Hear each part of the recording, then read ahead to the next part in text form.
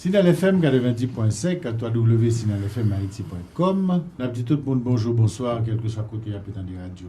Nous sommes avec Madame Martine Libertino dans le cadre de l'émission Former, éduquer, vivre de l'association professionnelle École privée. Au cours de la première émission, nous avons commencé à parler bien sûr de l'inconscient collectif haïtien, des questions de personnalité, de culpabilité, des questions de mémoire, des questions de bourreaux, des questions de victimes, des questions de sérénité. Nous avons promis aux auditeurs d'aborder la question de la méfiance à partir du sentiment d'avoir été trahi. On se souvient d'avoir été trahi, donc on devient méfiant. Par exemple, à propos des questions électorales, après avoir essuyé tant de déceptions. Mais au départ, avant d'aborder cette affaire d'élection, Madame Libertino, j'aimerais pouvoir prendre avec vous l'exemple de l'Afrique du Sud. Que pouvez-vous nous dire sur cette question? Parce que c'est un pays qui a quand même fait, comme bien d'autres peuples, des expériences douloureuses, la ségrégation raciale, l'apartheid, la lutte violente, la lutte pacifique, des emprisonnements de 20 ans, 25 ans, 30 ans, 40 ans. Finalement, la sortie de Mandela, les élections, une autre Afrique du Sud, la nation arc-en-ciel. Mais surtout cette expérience vérité et réconciliation, où l'évêque Desmond Tutu a joué un grand rôle. Est-ce que vous avez eu l'occasion de participer à cette expérience? Ou bien est-ce que vous avez réfléchi là-dessus? Qu'est-ce que vous pouvez partager avec nous? Je n'ai pas eu l'occasion de participer à cette expérience, mais je l'ai suivie. Et il est important justement d'analyser aujourd'hui les fruits de cette expérience. On revient en fait toujours à la même situation, à savoir que l'homme, prenant conscience de ses souffrances ou de ses difficultés ou d'une situation, a la possibilité de choisir deux voies. Soit il choisit de soigner les symptômes de cette situation, soit il choisit de soigner les causes.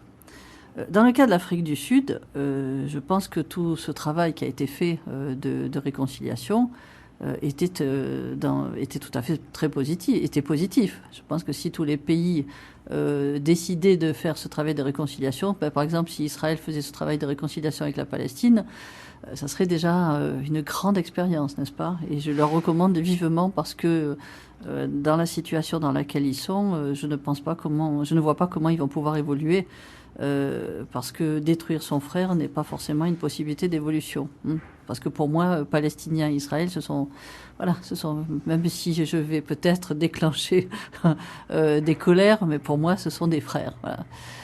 Au même titre que le peuple yougoslave également a vécu cette situation, à savoir que les Croates, les Serbes de Bosnie, etc., n'ont pas fait ce travail de réconciliation et doivent continuer à vivre ensemble, pas forcément dans de très bonnes conditions. Ce qui veut dire que la solution de faire ce travail de réconciliation est une solution au départ qui est parfaite. Il n'y a rien à redire. Mais c'est un travail sur les symptômes d'un pays et non pas sur les causes profondes. Pourquoi ? Parce que en faisant ce travail de réconciliation, il fallait également que un travail soit fait sur les causes profondes des dissensions qui se trouvent au sein d'une population, à savoir les attitudes de chaque individu au sein de cette population. Est-ce que les communautés sont capables de prendre soin d'elles, sont capables de s'aimer, sont capables d'être responsables, sont capables de prendre leur vie en main, etc. Ce qui veut dire qu'en fait, que ce soit au niveau d'un individu ou que ce soit au niveau d'une collectivité, si le travail de fond n'est pas fait en permettant à l'homme de se découvrir, de savoir qui il est, de découvrir ses qualités et ses programmations émotionnelles, toutes les initiatives positives qu'il prendra pour se réconcilier, pour construire sa vie, seront à court terme constructives, mais à long terme vont se déléter. Parce que il n'y a pas... C'est comme si vous voulez, planter un arbre sans qu'il puisse avoir des racines. C'est comme si vous voulez construire une maison sans créer des fondations. À un moment donné, la pluie va venir, un glissement de terrain, et la maison va s'écrouler parce qu'elle n'avait pas des fondations solides. Et en fait, c'est ce que je veux dire, c'est que dans cette initiative de réconciliation, l'intention est parfaite, mais le chemin parcouru manque d'éléments qui peuvent justement créer à cette situation des bases solides pour pouvoir construire l'avenir des générations futures. Et nous voyons actuellement en Afrique du Sud des situations où le racisme continue à perdurer. Les difficultés sont toujours là, parce que le travail de fond n'a pas été fait. Alors, nous allons quand même insister sur 2 mots, pour que les gens puissent bien comprendre. Pour nous, c'est peut-être très clair, mais pour les auditeurs, ce n'est pas évident. Les causes et les symptômes. En d'autres termes, comme on dit, ce qui crée la maladie et la manifestation de la maladie. Exactement. Alors, par exemple, si l'on prend la situation d'un pays, lorsqu'un pays arrive à la guerre civile, lorsqu'un pays arrive au chômage, lorsqu'un pays arrive à la guerre, tout simplement, les événements qui se passent représentent des symptômes. Donc, en fait, les symptômes, c'est tout ce qu'on voit. Ce sont les événements qui se passent. Ce sont les attitudes extérieures des êtres humains.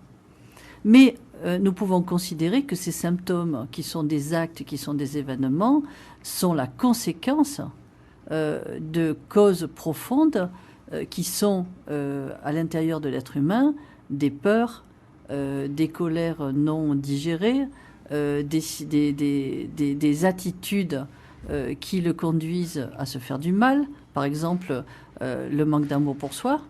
Nous n'en parlons pas souvent du manque d'amour pour soi. Et pourtant, au niveau d'un peuple, son manque d'amour pour lui-même va attirer la malchance, va attirer des événements contraires à ses besoins, va attirer à long terme des dissensions dans les familles, des conflits dans les communautés, des guerres civiles et éventuellement des guerres avec des pays proches.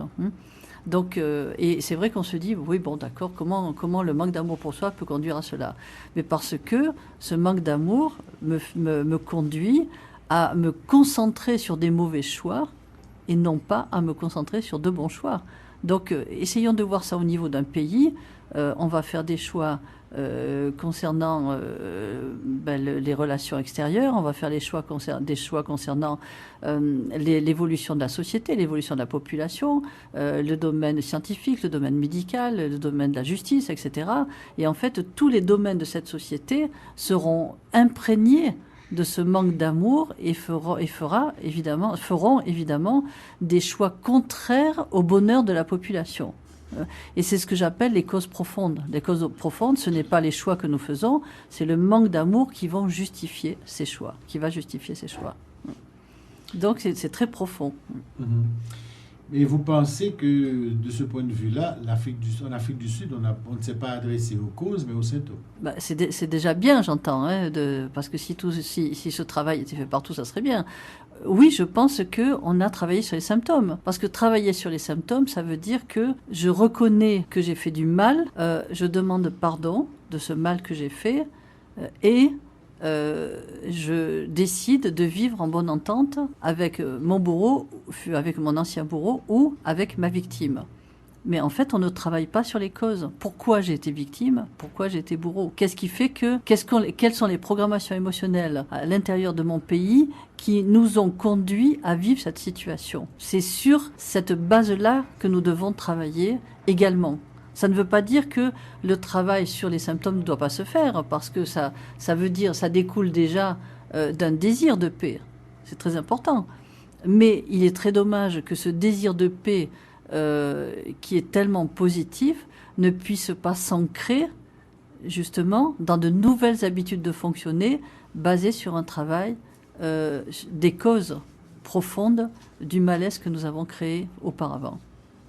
Est-ce que vous avez réfléchi sur ce comportement? Comment se fait-il qu'ils sont surtout adressés aux symptômes et non aux causes? Mais parce que c'est l'histoire de l'humanité. Ce n'est pas forcément l'Afrique du Sud, c'est que nous fonctionnons tous comme cela, que ce soit en Occident, que ce soit en Asie, que ce soit en Afrique, que ce soit aux Caraïbes, partout dans le monde, l'être humain fonctionne comme cela, parce que nous sommes nés dans un monde en fait concret, puisque oui, nous sommes concrets, nous avons un corps physique. Pour pouvoir vivre, nous devons construire une maison. Et le problème de l'homme, c'est qu'il s'est attaché surtout à développer tout ce qui est d'ordre matériel, tout ce qui est d'ordre concret, tout ce qui est du domaine du visible. On a parlé de l'inconscient tout à l'heure, maintenant parlons de l'inconscient. Hein. Donc en fait, nous vivons dans un monde qui est plutôt, je dirais, du visible, mais en même temps qui est un monde illusoire. Pourquoi ? Parce que nous nous attachons surtout aux apparences. Les apparences, c'est comment je suis, comment je me comporte à l'extérieur de moi, ce que je vais dire, par exemple. Hein, et ce que je vais dire, je vais le contrôler pour ne pas perdre la face. Mais est-ce que ces mots que je vais dire pour ne pas perdre la face correspondent réellement à la réalité de mon cœur ? Bien sûr que non. Vous voyez ? Donc, en fait, tous les êtres humains sur la Terre vivent ainsi, la plupart du temps. C'est que nous vivons dans le visible, c'est-à-dire dans l'illusion, puisque nous ne montrons qu'une facette de nos besoins, qu'une facette des besoins de l'humanité. Et évidemment que vivant chaque jour au quotidien, pendant toute une vie de cette manière-là, nous perpétuons dans les générations à venir aussi l'exemple de cette manière de vivre, tout en étant insatisfait, parce que l'homme a un grand idéal au fond de lui, finalement. Hein. Donc on est insatisfait, mais on ne veut pas revenir en arrière parce qu'on a l'impression que c'est compliqué, c'est trop de travail, pourquoi on va aller chercher ce qui se passe à l'intérieur de nous ? Au même titre que le devoir de mémoire, ça ne nous intéresse pas parce que c'est du passé, et qu'est-ce qu'on va s'embêter avec ce passé ? Alors qu'allons-nous nous embêter avec cette espèce d'être qui est à l'intérieur de moi ? Est-ce qu'il est si important que ça ? Est-ce que c'est lui qui va me faire gagner ma vie ? Eh bien oui, justement, c'est lui qui va me faire gagner ma vie, parce que si je m'aime, je choisirai un métier qui me convient. Si je m'aime, j'attirerai les événements qui me conviennent, les personnes qui me conviennent, et je réussirai ma vie, malgré tout le contexte dans lequel je vais vivre, je vais me développer. Donc à ce moment-là, vous pensez que l'homme aurait à ce moment-là renoncé peut-être à une espèce de... Je vais employer une expression mythique, une espèce de paradis perdu. Je ne peux pas dire qu'il a renoncé parce qu'il est plein de dualité à ce sujet, n'est-ce pas ? C'est que d'un côté, il semble renoncer parce qu'il ne croit pas en l'homme, parce qu'il ne croit pas en lui-même, hein, puisqu'il dit toujours que de toute façon c'est comme ça, l'homme souffrira tout le temps sur la terre, qu'il y a des injustices, qu'il y a des gens méchants, etc. etc. Donc, que l'homme n'est pas bon. Voilà, et que l'homme n'est pas bon. Donc il semble renoncer. Il n'ira peut-être pas jusqu'à dire que l'homme est mauvais, mais il dira que l'homme n'est pas bon. J'entends aussi que l'homme est mauvais. Voilà. Mais en fait, ce n'est qu'une apparence. Vous voyez, c'est ça qui est intéressant de voir, c'est que finalement, ce paradis perdu, il en rêve tout le temps, et nous en avons la preuve journellement. Parce que s'il ne croyait pas à ce paradis perdu, il n'aurait pas toutes les colères qu'il éprouve, il n'aurait pas le sentiment d'injustice, et en fait, il n'y aurait pas de guerre. Il n'y aurait pas de guerre civile, il n'y aurait pas de manifestation dans les rues. Donc ça veut dire qu'en réalité, il cherche ce paradis perdu, mais on ne lui a jamais donné le mode d'emploi. Au fond, le problème de l'homme, ce n'est pas le paradis perdu qu'il ne cherche plus, il le cherche toujours, mais il le cherche d'une manière malhabile, avec sa colère. Chemin. Voilà, exactement, comme un enfant finalement qui fait une crise parce qu'on ne lui donne pas son jouet, et au lieu de dire à son papa, à sa maman, je suis triste parce que j'ai pas mon jouet, il va rouler par terre, il va se mettre en colère, il va pleurer, et comme ses parents ne vont pas comprendre parce qu'ils ont autant de problèmes émotionnels que lui, ils vont le frapper en disant cet enfant n'est pas gentil, cet enfant n'obéit pas. Donc tout le monde va avoir un sentiment d'injustice, tout le monde va avoir des frustrations, tout le monde va avoir des culpabilités. Et finalement, on va créer un malentendu. Cet enfant va déjà vivre un malentendu avec son père et sa mère, alors que l'amour est là, mais tout est mal géré et tout est mal interprété. Donc, toutes les activités que nous faisons avec nos programmations émotionnelles sont toujours à côté, finalement, de la question. Et ce paradis perdu, nous le cherchons toujours. C'est pour ça que je disais tout à l'heure que l'homme est idéaliste, contrairement à ce qu'il peut penser. Et comme il ne sait pas la marche à suivre, il a placé son idéal dans la réussite matérielle. Il a placé son idéal dans le pouvoir...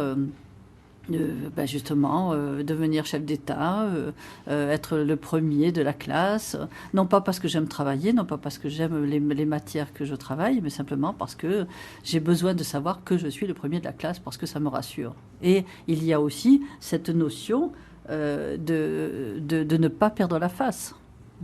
Et là aussi, ça a une grande importance chez l'être humain, c'est qu'il faut paraître quelque chose qui correspond à ce que je crois être juste.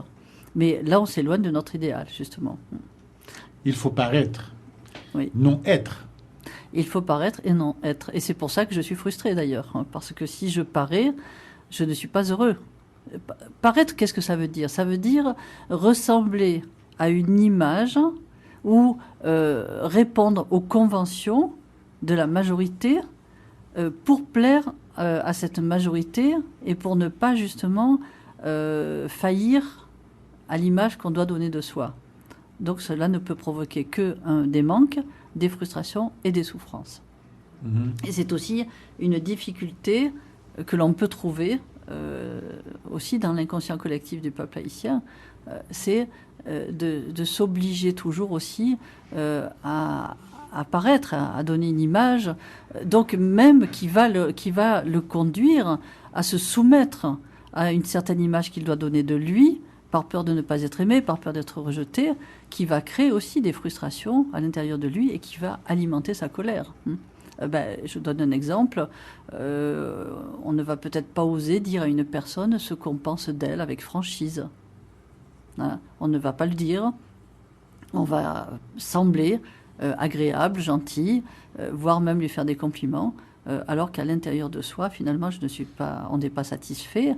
Ce qui peut me conduire peut-être à aller dire à une autre personne ce que j'éprouve réellement, c'est-à-dire de la colère, d'un sentiment d'injustice, alors que je pourrais tout simplement dire à la personne, voilà ce que je pense de toi, avec détermination, mais avec gentillesse, avec douceur, qui me permettrait d'avoir une relation franche, une relation de confiance avec l'autre personne. Parce que être franc, c'est avoir confiance en la capacité de l'autre à recevoir ce que je lui dis et avoir confiance en moi. Ce qui va permettre aussi, dans ce cas-là, de pouvoir avoir une véritable communication avec l'autre. Et si on revient à ce devoir de mémoire, avec cet état d'esprit, on va faire véritablement un travail, justement, sur la mémoire, en disant à l'autre, voilà l'expérience que nous avons vécue avec toi, bourreau, qui nous a fait du mal, mais voilà aussi la responsabilité que nous avons eue, par exemple, à nous soumettre, c'est un exemple parmi tant d'autres, j'entends, que je donne, à nous soumettre, à avoir accepté à certains moments ce que tu nous as obligés à faire, alors que peut-être nous aurions pu dire non, ou nous aurions pu agir en ayant plus de courage. Et en fait, si on revient au devoir de mémoire, en fait, c'est le devoir de la franchise de dire, voilà ce que je te reproche, mais voilà aussi, en ce qui me concerne, la responsabilité que j'ai. Voilà. Donc, je me pardonne et je te pardonne. Ça, c'est pas facile, hein, comme on dit. C'est pas facile. C'est tout un travail sur soi. Oui, d'amour de soi et effectivement. Oui, voilà. et de longue haleine. Et de longue Tout à haleine. fait, oui. Il faut vraiment, comme vous avez dit tout au début de la première émission, il faut vraiment avoir la volonté et la force de le faire. On peut se poser la question suivante. Si je n'ai pas la force de le faire, comment mon avenir et comment mon pays va-t-il évoluer? Alors, si vous vous posez cette question, en fait, quelle est la réponse? Qu'est-ce qui est le plus facile?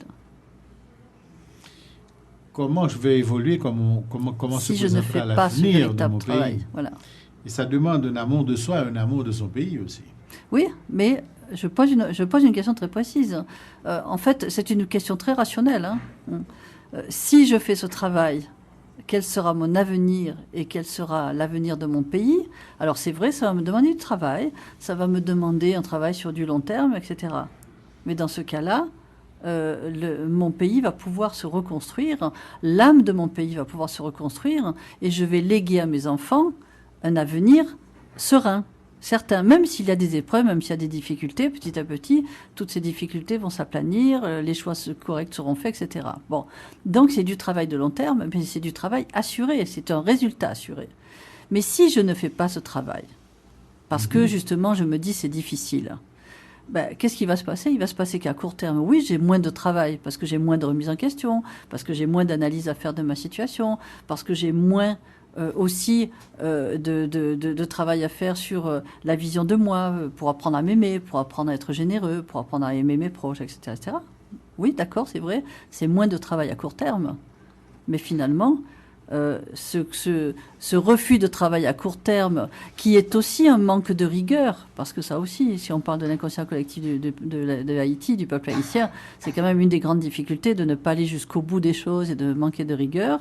À long terme, cette petite difficulté finalement du départ, parce que j'ai interprété ce travail comme étant une corvée, qui certainement n'est pas une corvée, mais une belle aventure pour notre pays et pour notre avenir, va conduire mon pays à amplifier ses problématiques, à amplifier ses souffrances, ses difficultés à tous les niveaux, au niveau du gouvernement, au niveau des sociétés, des entreprises, etc. Et finalement, on va se rendre compte que ce travail à long terme va nous rendre beaucoup plus d'une vie facile que le refuser parce que à court terme, on n'a pas tellement envie de se remettre en question. Nous allons observer une pause, mais avant ça, nous allons fixer les deux prochaines questions pour la deuxième et dernière partie de notre rencontre. La première, à la lumière de l'inconscient collectif haïtien, comment est-ce que vous voyez la devise Union fait la force? Et la deuxième, comme nous l'avons promis, la question électorale. Nous rappelons à tout le monde que nous rencontrons Mme Martine Aubertino dans le cadre de l'émission Former, Éduquer, Vivre de l'association professionnelle d'école privée. Nous allons prendre une pause. À tout à l'heure. À tout à l'heure.